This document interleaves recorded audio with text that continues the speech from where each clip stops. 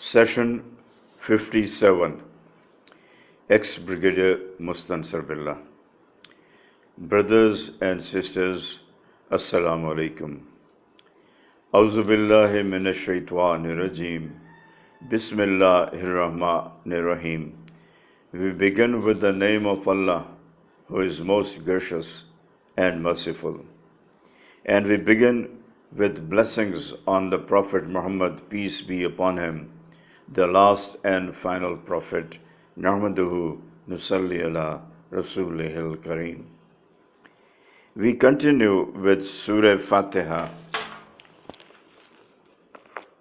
Surah Fatiha, the Qur'an summarized.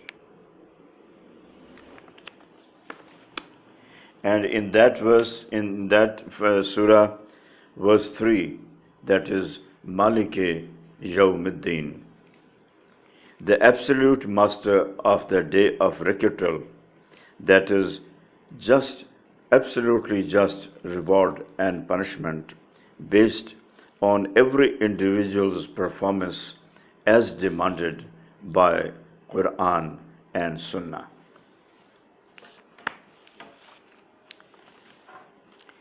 We were on 92 Surah Al-Layl, verse 7. So, the believing man becomes a two-way mirror, that it looks and functions as a normal mirror from one side, but allows someone on the other side to see through it. He sees and keeps gauging at every step as to how closely he resembles the Prophet of Allah, whom he aims to emulate, for the Prophet is the nearest to Allah among the mankind. For the Prophet is the nearest to Allah among the mankind. And people can read him predictably, see through him straight. His divine-like existence reminds of Allah. He is the one who earns respect even with the angels, and the angels feel honored to take him to heaven. The soul performs a great balancing act as to how much of detergent darkness would just suffice to help him achieve his purpose, to help the man achieve his purpose. He must sleep, fast, and also break the fasts, marry and earn his living, and fulfill all obligations.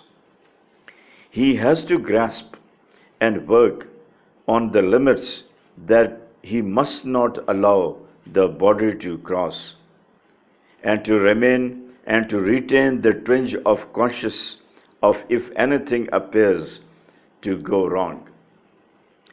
The resplendent soul achieving greater light, brightness, almost to the optimum, concomitantly, simultaneously keeps putting mockers, shackles on the darkness of the body, and gets further and further elevated, closer and nearer and dearer to Allah.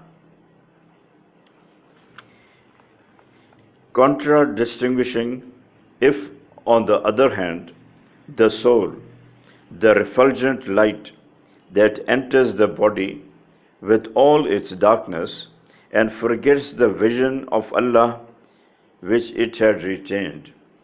If the soul falls to the darkness that is demands of the body, becomes totally oblivion even to its own purity, stops yearning for Allah and begins yearning for bodily pleasures, lust, sensual excitements.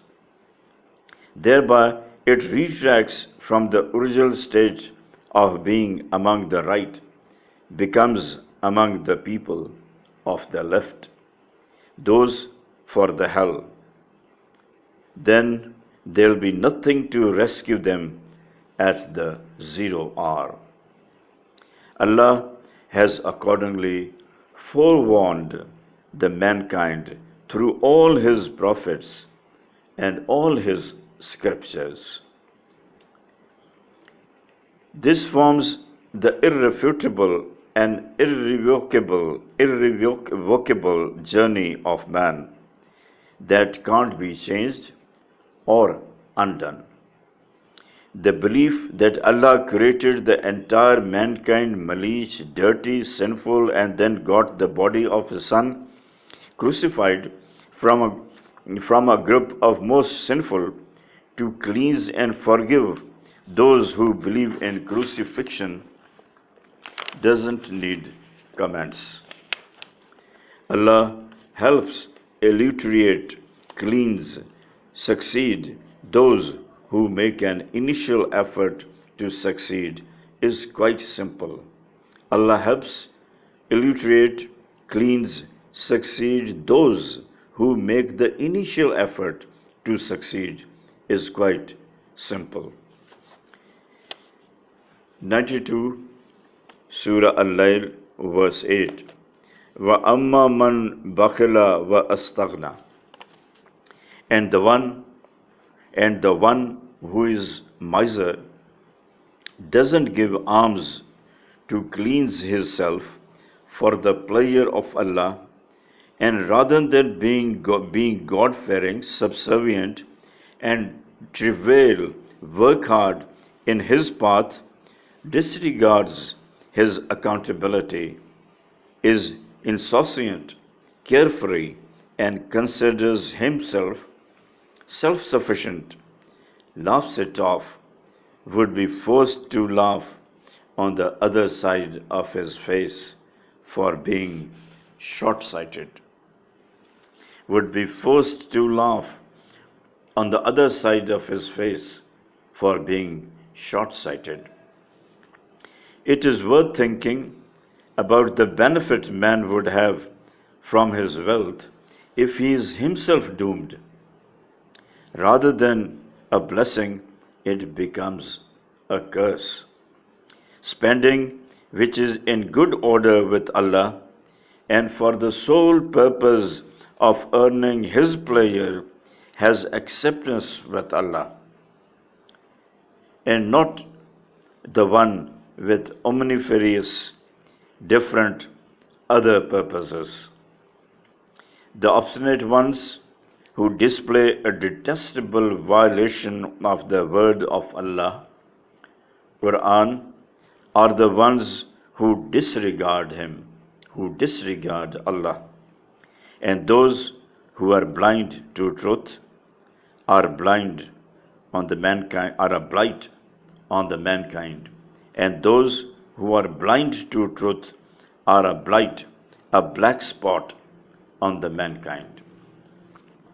92 Surah Al-Layl verse 9 وَكَذَّبَ بِالْحُسْنَى, and he rejects, discards through his miserliness and misdeeds the excellent truth, the word of Allah, and the reward.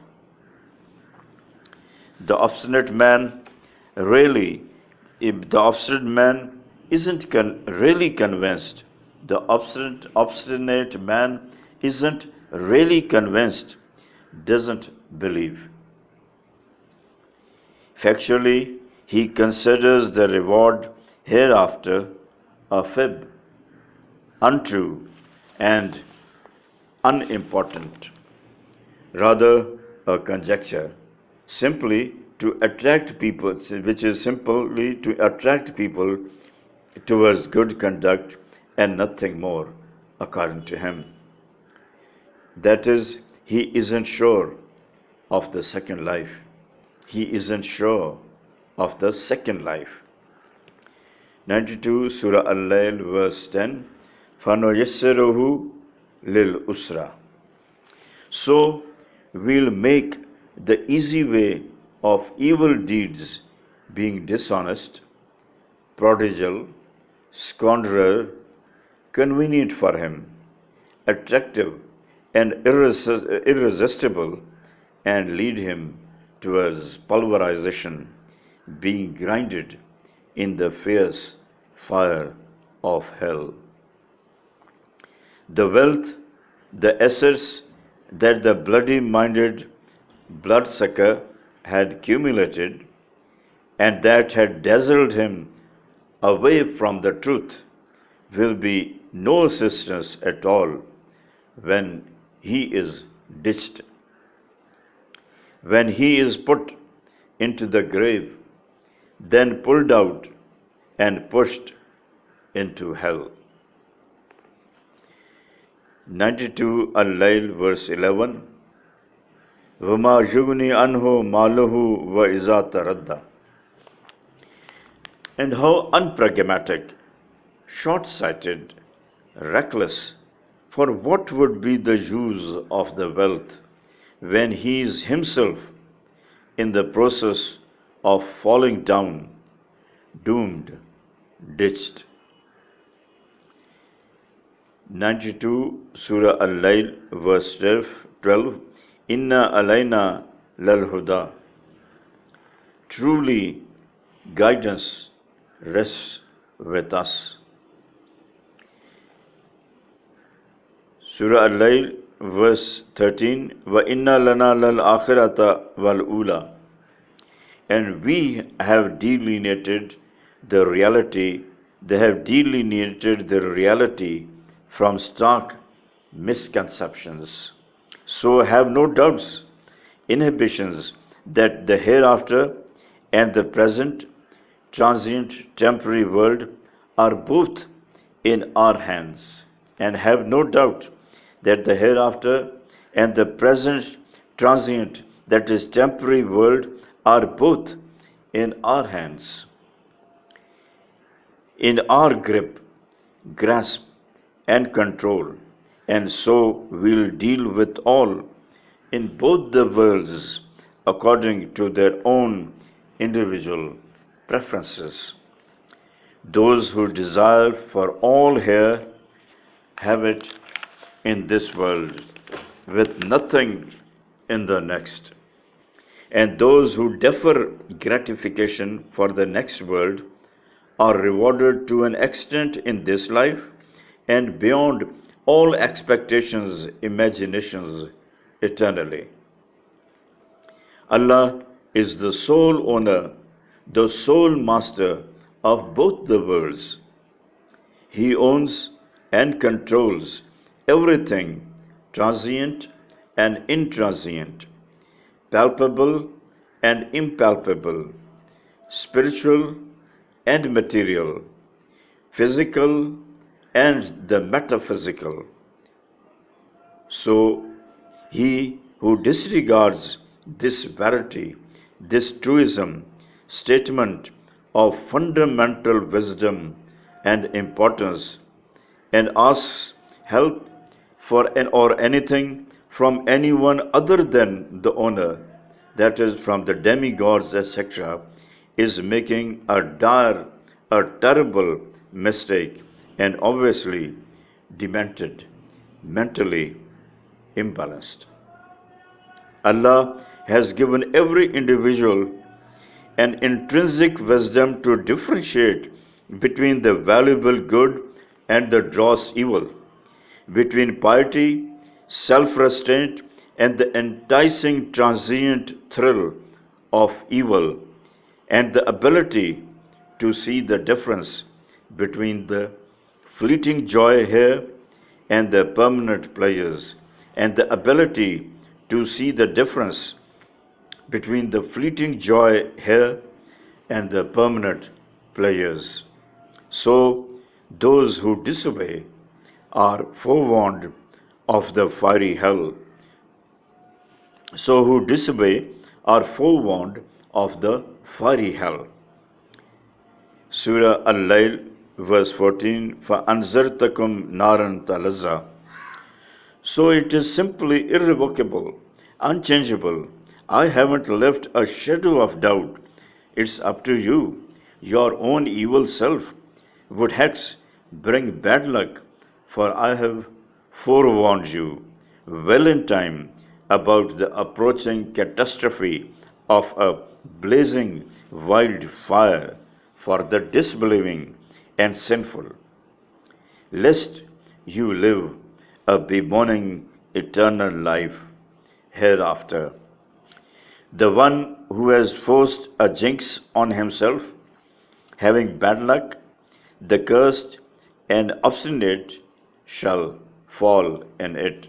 The one who has forced a jinx on himself, having bad luck, the cursed and obstinate shall fall in it. 92 Surah Al-Layl verse 15 La yaslaha illa al-ashqa. None but the cursed, most wretched, obstinate, pig-headed, imperious, proud, arrogant, the devil in human shape shall fall in it.